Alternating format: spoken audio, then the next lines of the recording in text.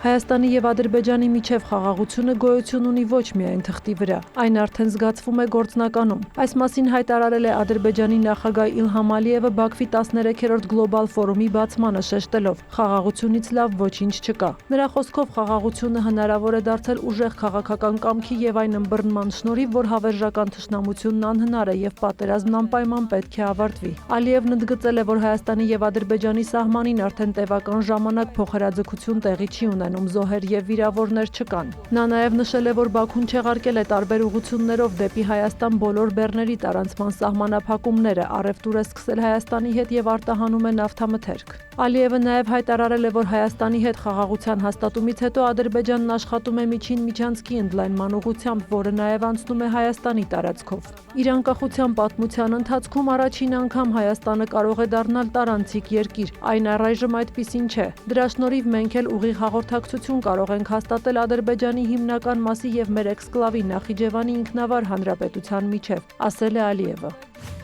Եվրամիությունը Վրաստանի հետ հարաբերությունների վերականգնման համար պետք է հրաժարվի երկրում իշխանափոխության փորձերից եւ վրացական ընդդիմադիր կազմակերպությունների գաղտնի ֆինանսավորումից։ Այս մասին հայտարարել է Վրաստանի խորհրդարանի խոսնակ Շալվա Պապուաշվիլին։ Նա շեշտել է, որ հենց եվրոպական կողմն է խզել Վրաստանի հետ հարաբերությունները։ ԵՄ-Վրաստան հարաբերությունները լարվել են 2024 թվականի մայիսին Թբիլիսիի կողմից օտարերկրյա ազդեցության թափանցիկության մասին օրենքի ընդունումից հետո։ 2024-ի հոկտեմբերին Վրաստանի իշխանությունները որոշեցին մինչև 2028 թվականը կասեցնել Եվրամիությանն անդամակցության շուրջ բանակցությունները եւ հրաժարվել Եվրամիության բյուջետային դրամաշնորհներից։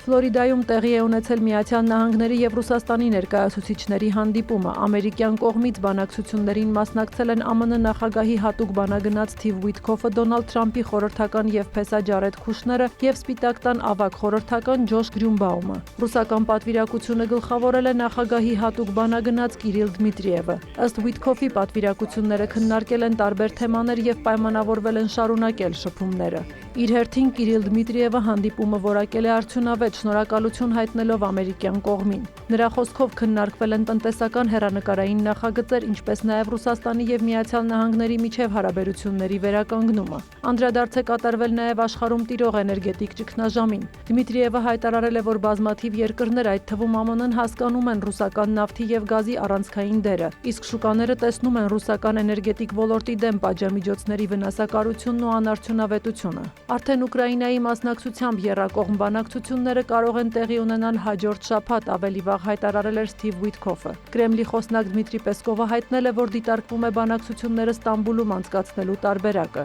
Նրա խոսքով բոլոր կողմերը դրական են տրամադրված բանակցային գործընթացի նկատմամբ։ Հանդիպումը նախատեսված էր մարտի սկզբին, սակայն հետաձգվել է Մերձավոր Արևելքում զարգացումների պատճառով։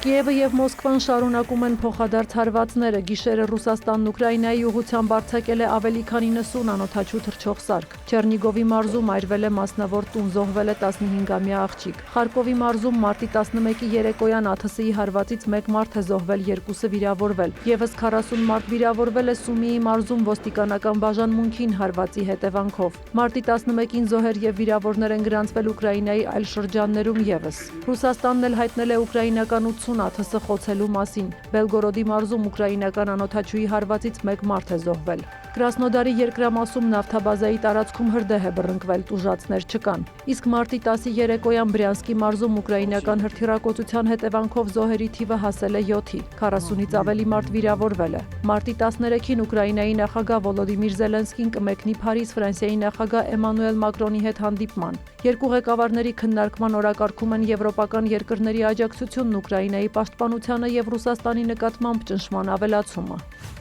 Խոսե Անտոնիո Կաստը ստանձնել է Չիլիի նախագահի պաշտոնը։ Նա խոստացել է պայքարել կազմակերպված հանցավորության, միգրացիայի եւ կոռուպցիայի դեմ, ինչպես նաեւ խթանել տնտեսական աճը։ Մայրաքաղաք Սանտիագոյում եւ Վալպարաիսո նավահանգստային քաղաքում նորընտիր նախագահի դեմ բողոքի ակցիաներ են կազմակերպվել։ Ցուցարարների եւ ոստիկանության միջև բախումներ են տեղի ունեցել։